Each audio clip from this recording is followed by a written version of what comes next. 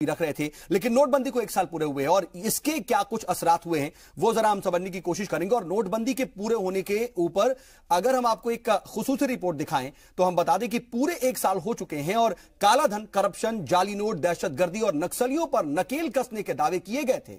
आइए जानते हैं कि कितने सच साबित हुए ये दावे और मुल्क और आवाम नोटबंदी से उसको कितना फायदा हुआ है। नोटबंदी के ऐलान के वक्त पीएम मोदी ने बैंकों से और एटीएम से नकदी निकालने की कई शर्तें और हुदूद मुअय्यन किए। आरटीजीएस, चेक, डीडी, क्रेडिट और डेबिट कार्ड और इंटरनेट बैंकिंग के जरिए कोई कितना भी बड़ा ट्रांजैक्शन कर सकता था। पीएम मोदी ने इस दौरान आवाम से कैशलेस ट्रांजैक्शन अपनाने की अपील की। पीएम मोदी और उनके वजीरों ने मुल्क से कालाधन, जाली नोट, करप्शन और दहशतगर्दी के खात्मे के लिए नोटबंदी को एक अचूक हथियार बताया था, लेकिन अपोजिशन ने इसे माशी सुनामी और इमरजेंसी जैसे नाम दिए। नए नोट मेहमान बनकर आए और मुल्क की मईशत में घुल मिल गए। 50 दिनों तक नोटबंदी रही और चली गई, लेकिन कुछ बड़े सवाल छोड़ गई कि आखिर नोटबंदी से मुल्क और अवाम को क्या फायदा हुआ।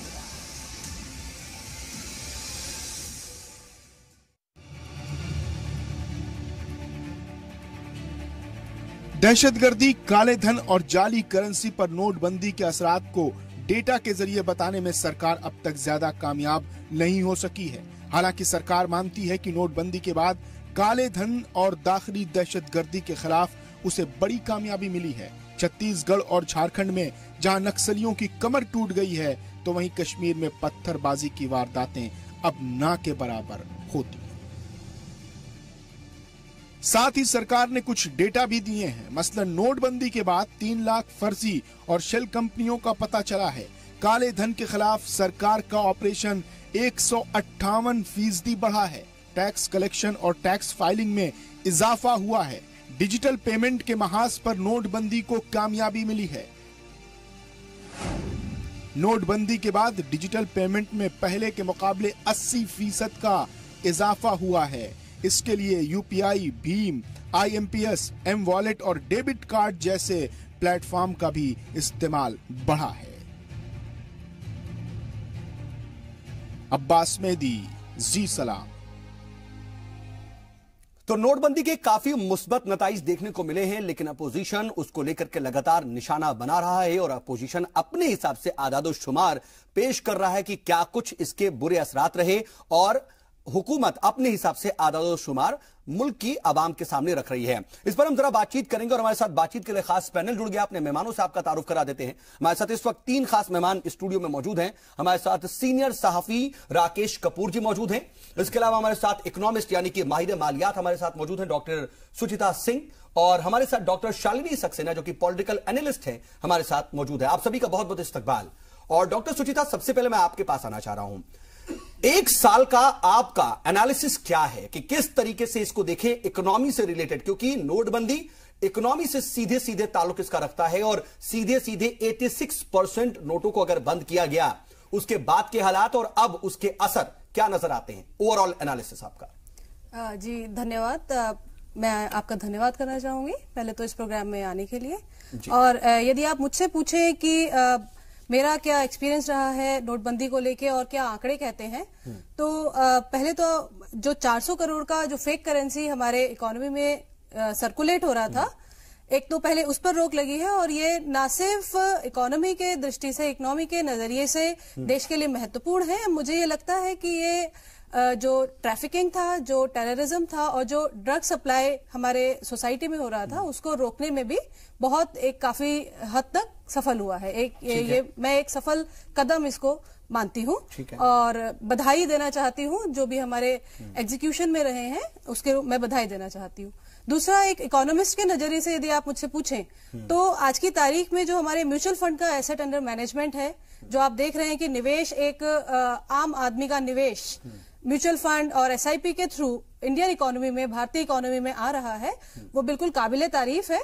और आज के तारीख में अगर आप 2017 का नेट बाइंग देखें तो म्यूचुअल फंड और डोमेस्टिक जो इंस्टीट्यूशंस हैं उनकी बाइंग जो एफआईआई है उससे कहीं दुगने पर पहुंच चुकी है। ठीक है। सो ये एक बिल्कुल एक सबूत है इस चीज का कि जैसे ही फाइनेंशियल इंक्लूजन हुआ, जैसे ही सारे पैसे को बैंक्स के थ्रू एक फॉर्म दिया गया, एक स्ट्रक्चर दिया गया, तो उससे सारा का सारा पैसा इंडियन इकोनॉमी में बड़े ही स्ट्रक्चर्ड तरीके से निवेश हुआ। मैम, आपने ब्लैक मनी की बात की, तो मैं ये जानना चाहूंगा कि ब्लैक मनी को लेकर के जो रिजर्व बैंक के आदादो शुमार सामने आए, आंकड़े सामने आए, कहा गया कि 1% करेंसी बैंक में नहीं लौटी, यानी पूरी करेंसी अगर लौटी तो black money, where is black money? एक बात। फेक करेंसी की आप बात कर रही हैं, बहुत अच्छी बात है, 400 करोड़ रुपए की फेक करेंसी बंद हो गई, लेकिन क्या उसके बाद फेक करेंसी बंद हुई? क्या नए नोट की फेक करेंसीज इस वक्त सर्कुलेट नहीं हो रही हैं? और तीसरी चीज, मैं आपके ही सवाल का जरा काउंटर क्वेश्चन कर रहा हूं, उसका जवाब चाहता हूं। तीसरी चीज, टेररिज्म की आप बात कर रही हैं, तो क्या टेररिज्म पे कमी आई है? और जो टेरर फंडिंग थी, क्या आप ये कह सकती हैं दावे के साथ कि उसके बाद अभी टेरर फंडिंग नहीं हो रही है?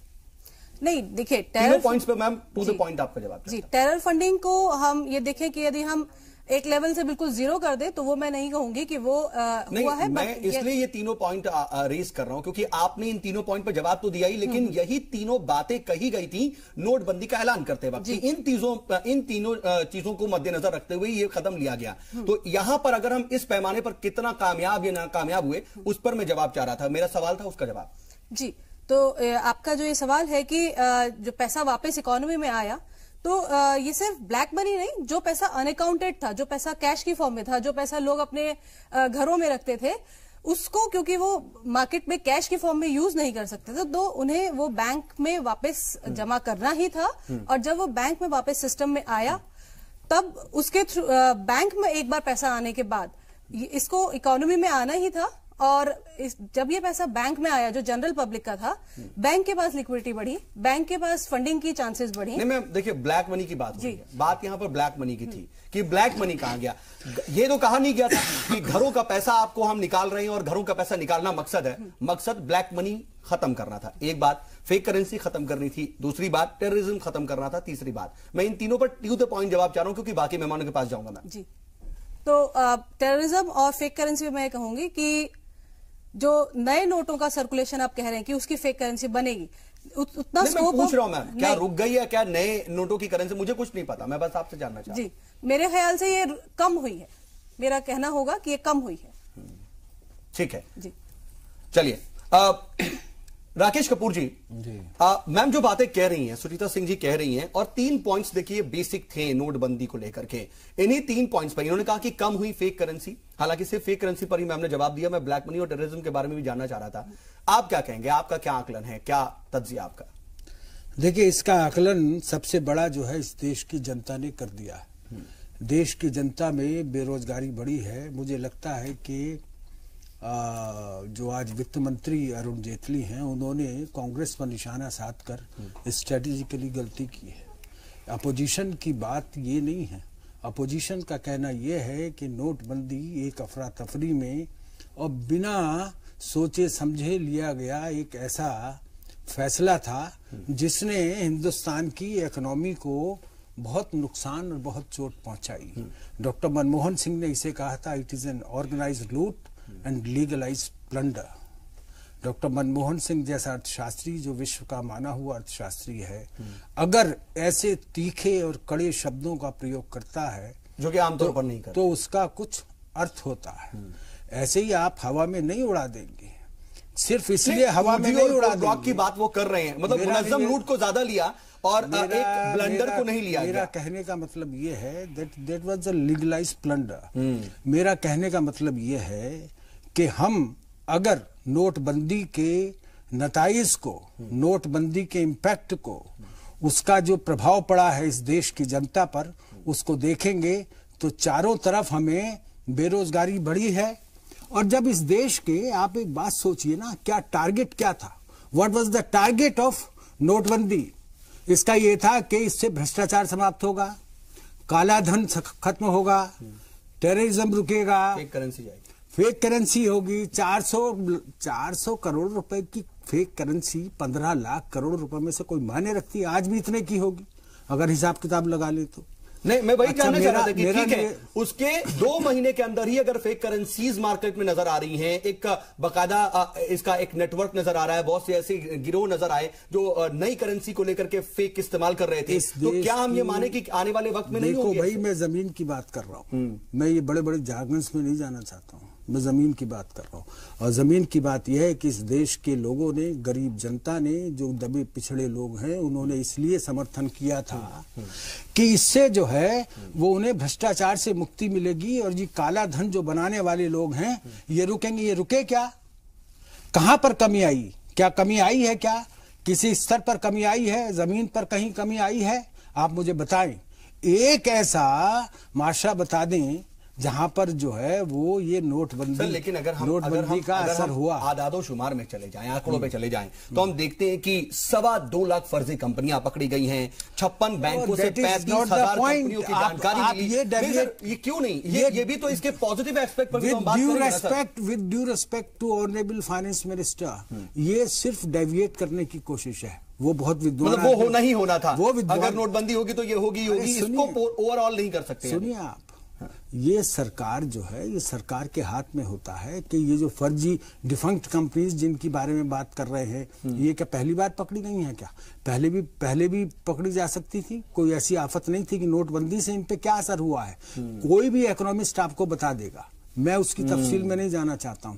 लेकिन मेरा कहने का मतलब ये है, जो मैं तो आम जनता की बात कर रहा हूं। लेकिन डमी डायरेक्टर्स की बात कहने वाली बात है, फिर कितने, हाँ, ये क्या अभी भी about mister Saud, dummy director और ये सारे जो डायरेक्टर, ये डिफेंस कंपनीज और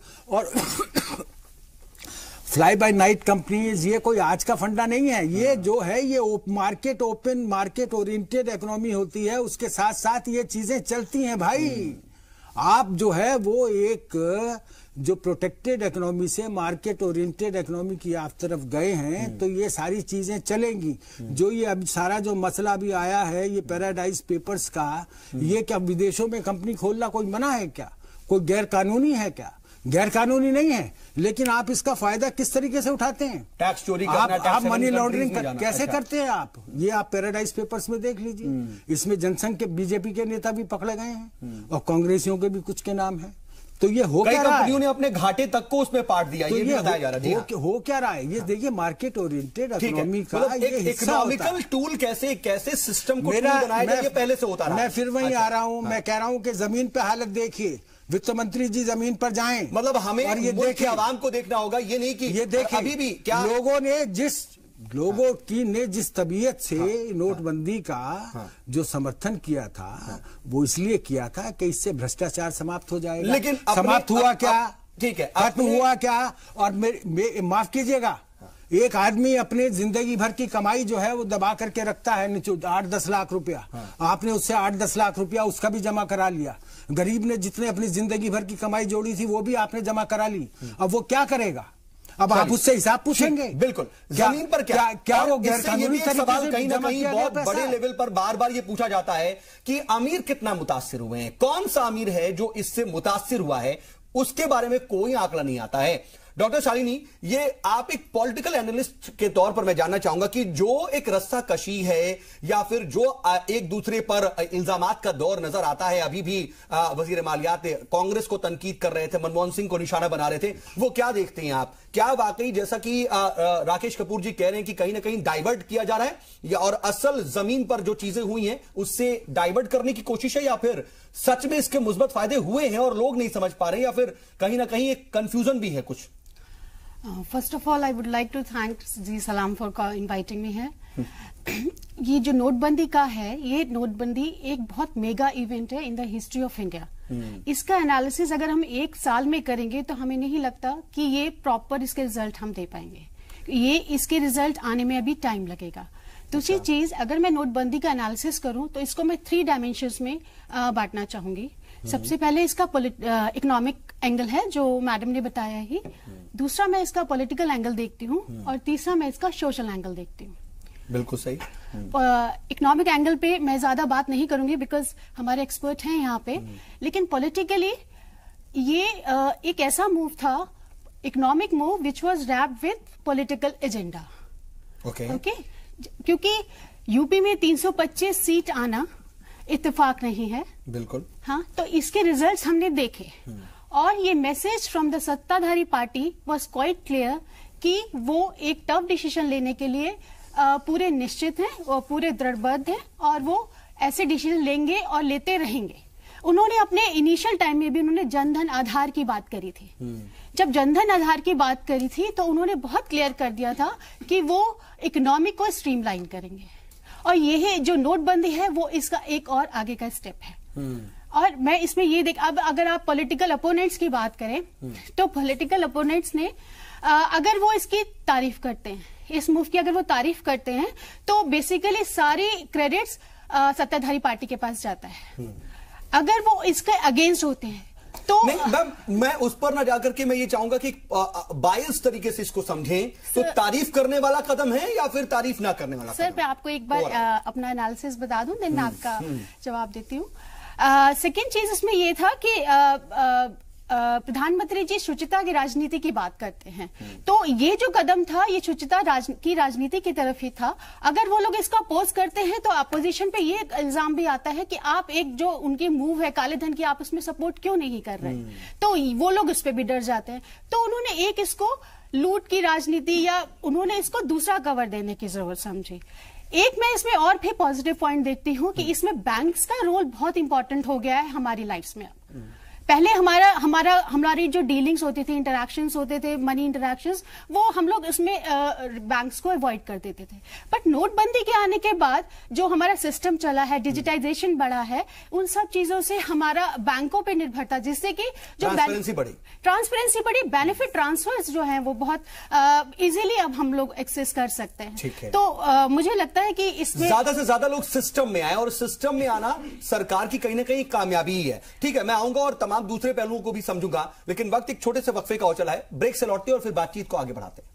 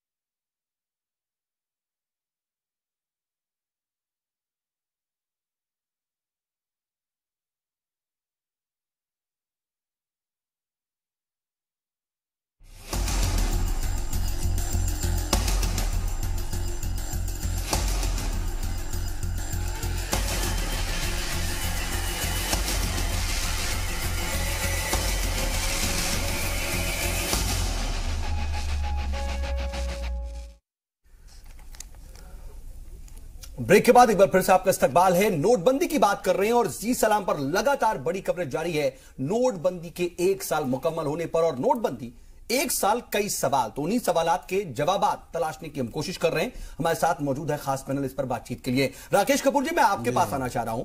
आपने कहा कि इसको जमीन पर समझने की जरूरत है, लोगों को किस तरह की परेशानी आई और जिस मकसद के लिए ये कदम उठाया गया वो मकसद कितना फुलफिल हुआ। लेकिन सर अगर हम जमीन को करें देखने की कोशिश करें तो क्या इसका पैमाना हो सकता है? चुनाव हुए और आप देखिए कि कितना ड्रास्टिक एक मैंडेट मिला बीजेपी को। ये जो अभी मैडम शालिनी ने कहा ये सही पॉलिटिकल एनालिसिस था और मैं इस बात से पूरी तरीके से इत्तेफाक रखता हूं कि इसका सोशल और पॉलिटिकल इम्पैक्ट इसका दूसरा था, फाइनेंशियल इम्पैक्ट तो था। बट द पॉइंट इज, जो बात मैं कहना चाह रहा हूं, जो सोशल और पॉलिटिकल इम्पैक्ट पड़ा वो लोगों पर क्यों पड़ा? इसलिए पड़ा कि लोगों ने ये सोचा था कि भाई नरेंद्र मोदी ईमानदारी की बात करते हैं तो ये एक जो है वो भ्रष्टाचार को, काले धन को खत्म करने के लिए इन्होंने एक बड़ा फैसला लिया। रात के 8 बजे 8 नवंबर को ये फैसला ले लिया कि रात को 12 बजे से जो है वो 1500 रुपए के नोट रद्दी। तो लोगों ने इसका स्वागत किया था, जो गरीब तबके के लोग थे। लेकिन उन गरीब, सवाल यह है कि सबसे ज्यादा जो मार पड़ी वो गरीब तबके पर ही पड़ी। ये जो बातें हो रही हैं हवा में कि डिजिटल इकोनॉमी, अरे भाई जो गांव का मजदूर है वो तो बेरोजगार होके बैठ गया। जब आपने मार्केट से रोकड़ा गायब कर दी, जब आपने मार्केट से जो लिक्विडिटी खत्म कर दी, तो वो तो बेचारा 6 महीने के लिए वो तो बेरोजगार हो गया। उसकी तो रोज की मजदूरी है, वो क्या डिजिटल पेमेंट करेगा? ये हवा में उड़ने वाली बातें हैं। ये जमीन पे रह करके जमीनी हकीकत के खिलाफ सोचने की बात है। जो प्रधानमंत्री का जो फैसला था, वजीर आजम का, हो सकता है उन्होंने बहुत, उनकी नीयत में कोई खोट नहीं है, कोई नहीं कह रहा नीयत में खोट था। राष्ट्रपति प्रणब मुखर्जी ने भी इस बात का समर्थन किया था, लेकिन एक तायद की थी कि जो ये स्मॉल स्केल सेक्टर है, जो ये रूरल इकोनॉमी है, इसको ध्यान में रखते हुए सरकार को कोई फौरी कोई ऐसी योजना तैयार रखनी चाहिए जिससे मार्केट में आप नहीं, ग्रामीण बैंकों को थोड़ा सा व्हाट माय पॉइंट इज, देखिए जो इसमें जो ग्रामीण अर्थव्यवस्था है उसका तो आपने सत्यानाश कर दिया। अच्छा, वो तो एकदम समाप्त हो गई। ग्रामीण, आप गांव में जाके देख, मैं यही बात कह रहा हूं वित्त मंत्री से, अरे किसी गांव में जाके देखिए, गांव वाले से पूछिए ना कि उसकी क्या हालत है। ये जो मनमोहन सिंह ने जो बात कही थी वो खरी 100% खरी उतरी है कि 2% जीडीपी का लॉस होगा, तो 2% जीडीपी का लॉस इससे हुआ है। 2% हिंदुस्तान की जीडीपी गिरी है, उसका सबसे बड़ा जो नुकसान हुआ है, उसका जो सबसे बड़ी जो चोट पड़ी है वो हिंदुस्तान के 70% गरीब आदमियों पर पड़ी है। प्रधानमंत्री इस तरफ ध्यान दें, वित्त मंत्री इस तरफ सोचें। ये हवा में ना उड़ें। हवा में लेकर के हवा में तो आपने एक कहावत है ना, अरे भाई आप जवाब क्या देंगे? क्योंकि जो भी आपने जो फैसला करते हुए जो आपने कहा था कि ये होगा, भ्रष्टाचार खत्म होगा, काला धन आएगा, मान तो नहीं सकते। अगर आज जो वित्त मंत्री की प्रेस कॉन्फ्रेंस है वो स्वीकारोक्ति है कि बेनियाजी हद से गुजरी बंदा परवर, कब तलक हम कहेंगे हाले दिल राफ फरमावेंगे क्या? अरे भैया कहोगे क्या? कुछ कहने के लिए नहीं है सिवाय इसके कि you are changing the goal post since beginning. जब से ये नोटबंदी शुरू हुई आप लगातार गोल पोस्ट चेंज करते जा रहे हैं कि डिजिटल मनी होगा। अरे भाई मई 2012 में डॉक्टर प्रणब मुखर्जी जब वित्त मंत्री थे, उन्होंने व्हाइट पेपर दिया था ब्लैक मनी पर। उसमें साफ कहा था कि ब्लैक मनी खत्म करने के लिए हमको डिजिटल मनी की तरफ बढ़ना पड़ेगा। ये सारी बातें उसमें लिखी हुई हैं। ठीक है, वो आधार को तमाम योजनाओं कोई नई बात नहीं है। ये जनधन योजना का कोई विरोध नहीं कर रहा है, उससे लिंक करना ये सब। लेकिन सवाल ये है कि मजदूर से अगर आप ये अपेक्षा करते हो, गांव के मजदूर से जिसे 200 रुपए मजदूरी मिलती है, वो बैंक का दरवाजा खटखटाएगा। और ये क्या पैराडॉक्स है?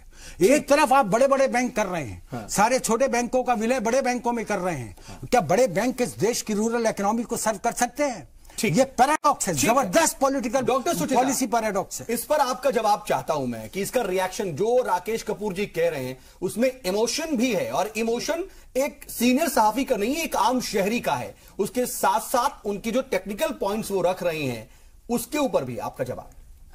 जो राकेश जी ने कहा है कि एक गरीब आदमी जो पैसा जमा करता है, क्या वो पैसा जमा ना करे? क्या उसे पैसा जमा करने का राइट नहीं है? बिल्कुल राइट है उसको पैसा जमा करने का। ये किसने कहा कि पैसा जमा ना करे? स्टेटमेंट मैंने कब कहा? मैंने कि क्या आप जो 200 रुपए का पैसा एक मिनट बैंक में चला गया, आप पता नहीं कहाँ की इकोनॉमिस्ट हैं, लेकिन जो 200 रुपया जो कमाता है वो अपना घर चलाएगा या बैंक में पैसे जमा करेगा? नहीं सर, वो बैंक में क्या बात करती हैं? जब उसने पैसा जमा करके रखा है या अगर वो घर चलाएगा तो उसको वो उस पैसे को जमा करने के लिए बैंक में फोर्स नहीं हुआ आप है। चाहती है उसको डिजिटल मोड से पेमेंट हो?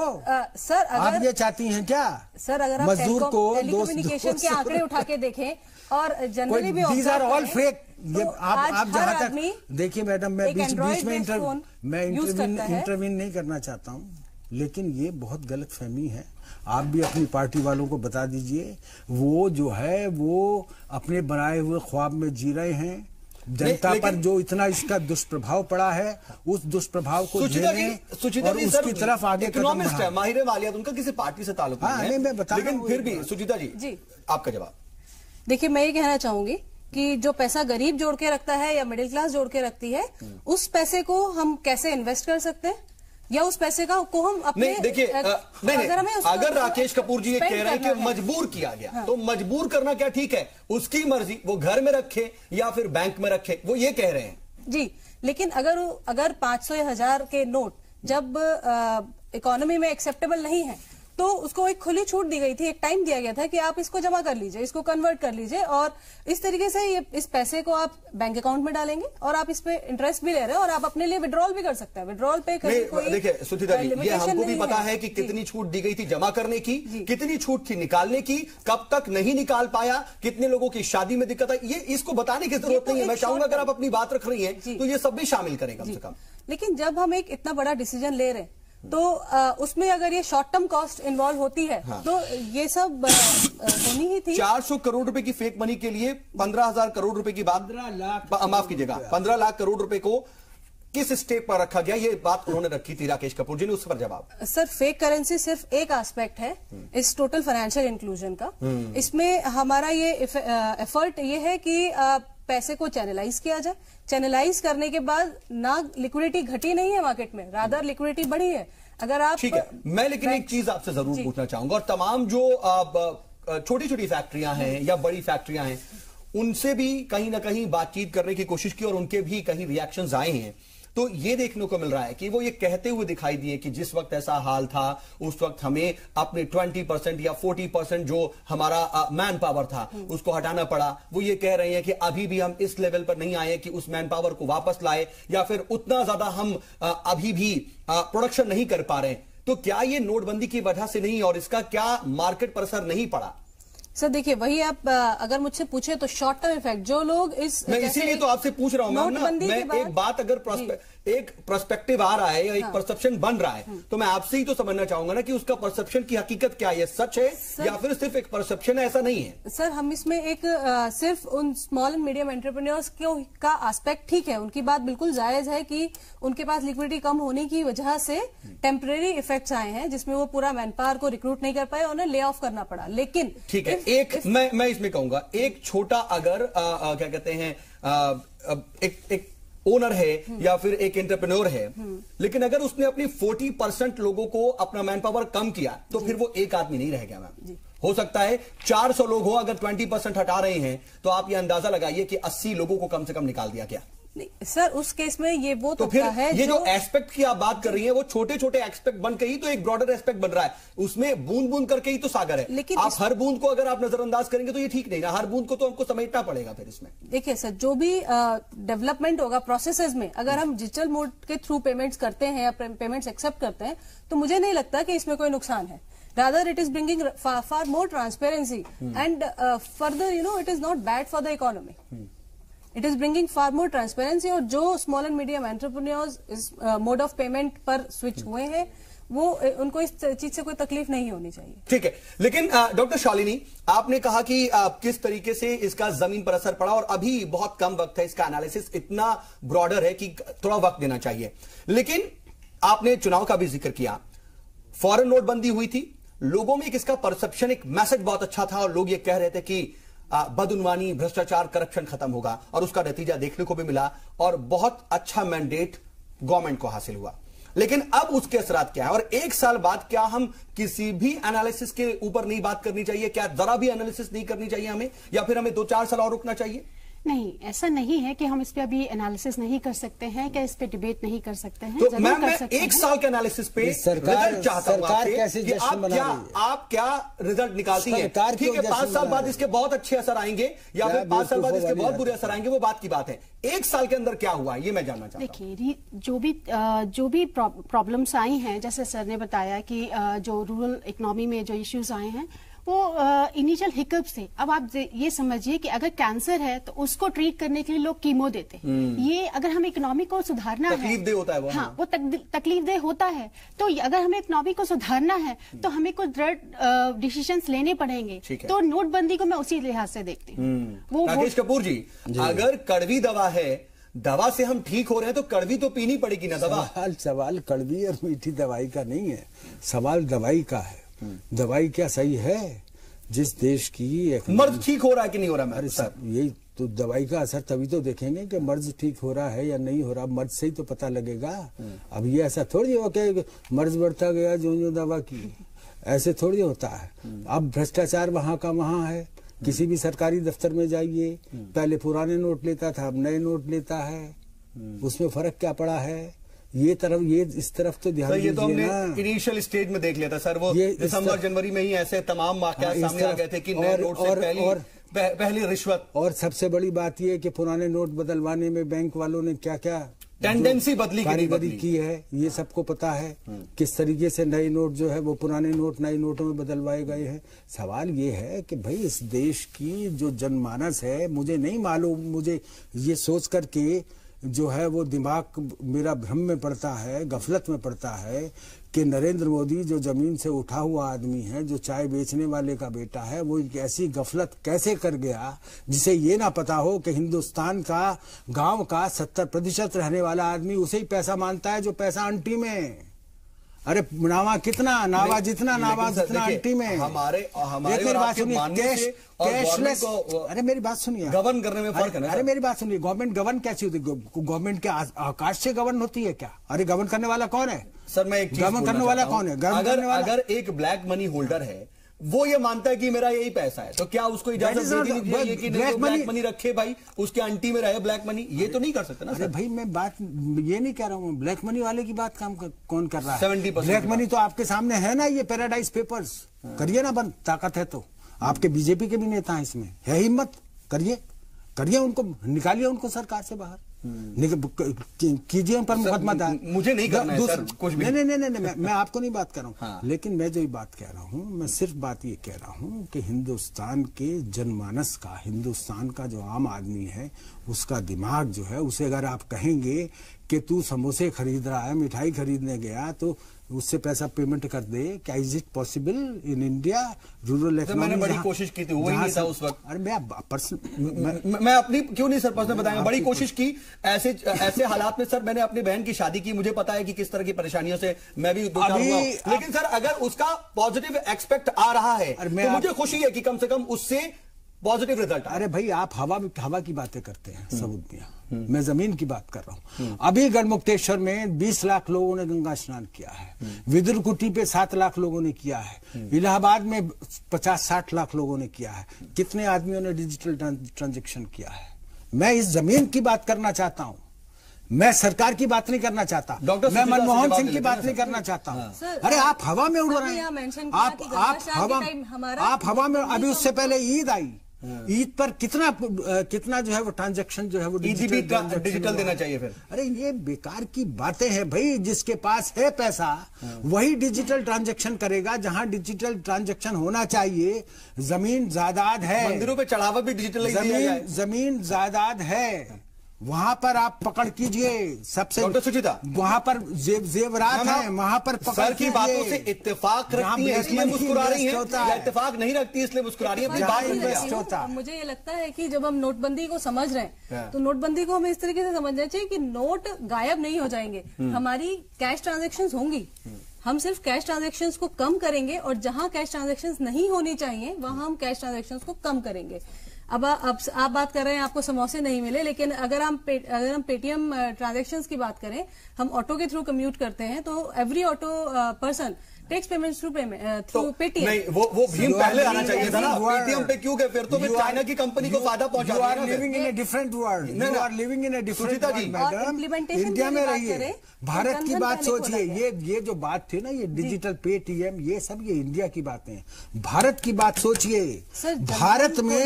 भारत में ये तब तक संभव नहीं है जब तक इस देश के मजदूर, किसान की माली हालत, उसकी आर्थिक स्थिति यूरोप के किसान और मजदूर के बराबर नहीं हो जाती है, लेकिन मजबूरी में ये संभव नहीं। सर, हम ये मान लेते हैं कि उन लोगों को दिक्कतें हुई, मजबूरी में उन लोगों को अपने घर का पैसा, जो आंटी का पैसा था, वो निकाल के देना पड़ा। वो बैंकिंग जो है, आंटी का पैसा पे कोई काला पैसा था? नहीं, मैं समझ रहा हूँ सर, उनका अपना पैसा है सर। नहीं, अपनी बिल्कुल अपना पैसा। नहीं, मेरा सवाल सर दूसरा है, not in a negative way sir, मैं पॉजिटिव वे। मैं भी इसका समर्थक था, लेकिन इसका परिणाम क्या निकला? मैं वही जानना चाहता हूं। परिणाम तो कुछ नहीं निकला। जैसा आपने कहा कि मजदूरों की बराबरी एक तरीके से जो बैनुल अक़वामी सतह पर भी हम देखते हैं, तमाम ममालिक में बहुत अच्छा मयार है, बहुत अच्छी लाइफस्टाइल, मजदूर भी जीता है, यहां पर क्यों नहीं? तो भले ही कर दीजिए ना उनका, पहले वो मयार लाइए। मैं ये जानना चाह रहा था आपसे, बात कीजिए सर, मैं ये जानना चाह रहा था आपसे कि भले ही मजबूरी में ही सही उनको अपना पैसा देना पड़ा या फिर बैंकिंग सिस्टम में आना पड़ा, लेकिन कम से कम एक झटके में एक बड़ा तबका तो बैंकिंग में और सिस्टम में आ गया। ये एक पॉजिटिव नहीं है सर? ये कौन सा तरीका है लोकतंत्र में? अगर मैं कहूं कि आप कल से सिर्फ कुर्ता पजामा पहनेंगे, पैंट कमीज गायब, तो ये का कोई बहुत अच्छी बात है क्या? तो फिर सिस्टम ऐसा हो सकता है? कुछ तो करना क्या सिस्टम, क्या बदला सिस्टम में? What have you change in the system? System is as it is. जो सिस्टम पहले था वही सिस्टम आज है, जो बैंक पहले थे वही बैंक आज हैं, कोई नई चीज नहीं आ गई है। तो सिस्टम बदलने के लिए आपको जो हम देखते हैं कि रिकॉर्ड स्तर पर पहुंच गए, रिकॉर्ड सतह पर क्रेडिट कार्ड होल्डर बढ़ गए, बैंकों की भी चांदी हुई, लोगों के पास, बैंकों के पास पैसा आ गया। कोई नहीं बढ़ा, माफ कीजिए।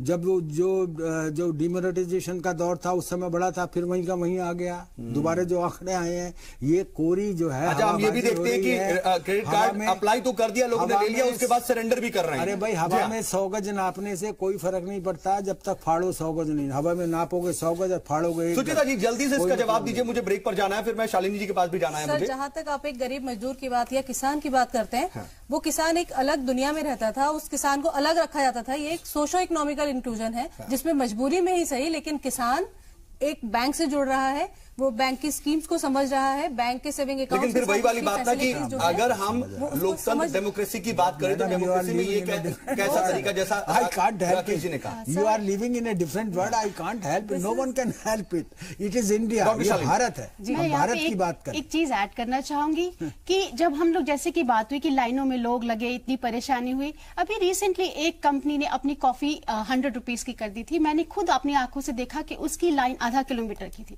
उसमें किसी को परेशानी नहीं थी। बट जब देश चेंज होता है, अगर हम अपना बेड दे रहे हैं वहां पे, तो किस बात की एक बात तो मैं ये बोलूंगा, एक 100 रुपए की जो कॉफी थी उसमें कौन लोग लाइन में लगे थे? क्या गांव के लोग लगे थे? ये भी हमें देखना पड़ेगा कि 70% of the population is where, ये एक हमें देखना पड़ेगा। ठीक ठीक ठीक, कौन लोग थे लाइन में? ठीक है, लेकिन डॉक्टर शालिनी, आदमी पी लेगा? ये भी आपने देखा था कि जो लोग लाइन लगे थे, लाइन में गरीब मजदूर लगा था, गरीब और निचले तबके का लगा था, उसने सपोर्ट ही किया है, किसी ने नहीं बोला। लोगों ने अपने आप को पॉलिटिकल वॉरियर, शायद 1% लोग होंगे जो इस वक्त नाराज हो रहे थे। उसमें सर हमने गरीब या अमीर को डिफरेंशिएट नहीं किया। नहीं, डिफरेंशिएट और मेरी मेड हो सकता है। लेकिन मैम, ये भी तो सही है कि you can't compare oranges with the Apple, ये है ना? ठीक है, ठीक है, हम आएंगे इसके कुछ और पहलुओं को भी हम समझेंगे। एक छोटे से ब्रेक का वक्त हो गया है, ब्रेक से लौटते हैं और फिर बातचीत को आगे बढ़ाते हैं। ब्रेक के बाद एक बार फिर से आपका इस्तकबाल है। बात हो रही है नोटबंदी की। एक साल कई सवाल, उसी सवाल का जवाब तलाशने की कोशिश कर रहे हैं। हमारे साथ कुछ माहिर और कुछ एक्सपर्ट्स मौजूद हैं बातचीत के लिए।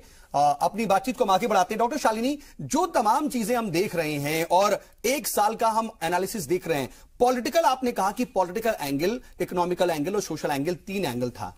तो मैं इकोनॉमिकल एंगल पर तो देखिए बात हो रही है, आप भी कह रही हैं कि इकोनॉमिस्ट हमारे साथ मौजूद हैं, वो अपनी बात रखें, लेकिन पॉलिटिकल और सोशल एंगल जो है, जब आप 100 रुपीज कॉफी की बात कर रही हैं और आधा किलोमीटर लाइन की बात कर रही हैं, तो फिर राकेश जी ये भी कह रहे हैं कि कौन लोग लगे थे उस लाइन में?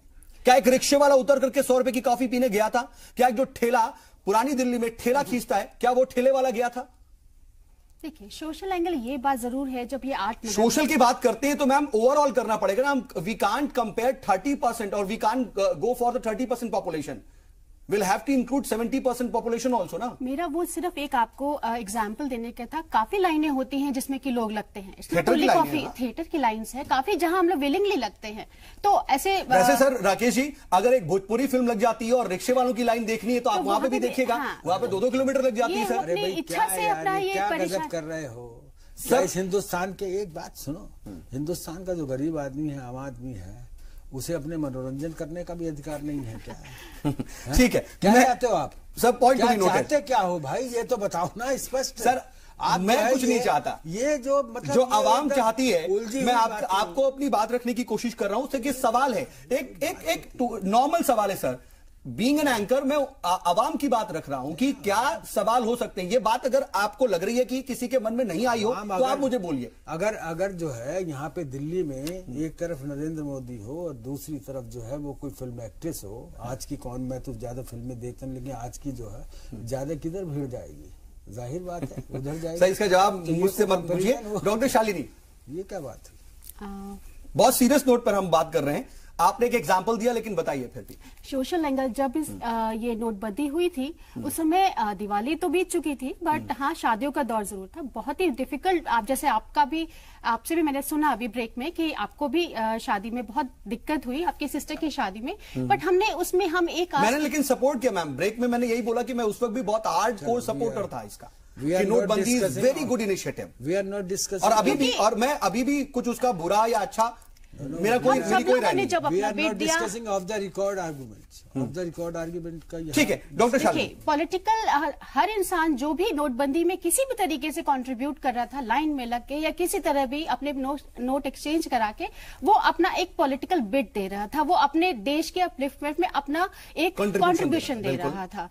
और हमने काफी एंगल्स देखे उसमें। सोशल लोगों का एक दूसरे के प्रति सहायता का भाव बहुत बड़ा, वो सहायता नहीं था। बहुत लोगों ने, जैसे कि दूध वालों ने, जैसे कि परचून की, कोई भी आप ये देखिए, किसी को पैसे नहीं होने की वजह से सौदा ना मिला हो, ये बहुत ही कम।